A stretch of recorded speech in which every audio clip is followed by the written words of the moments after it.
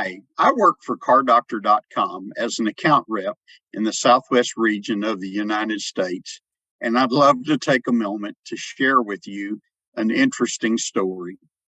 I recently visited a prospective customer at a Lincoln Ford dealership in our region.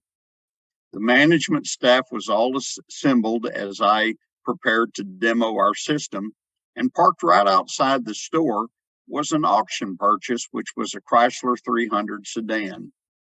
There was no check engine light present, and after running a CarDoctor.com scan on the car, we revealed that there were actually defects within the climate control system and some of the electronic components. The senior management team of the store was quite surprised, but were a little bit skeptical and informed one of their staff members to go grab one of their hardwired scanners.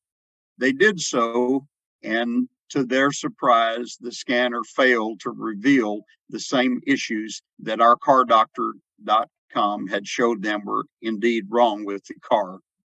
The manager turned and told the other members of the staff, we must have this system, and ordered 5 readers and a scan package to be put in place for their store immediately. And they've been very happy with the results. I trust that you will consider using this very valuable tool and placing it in the hands of your management staff at your dealership today.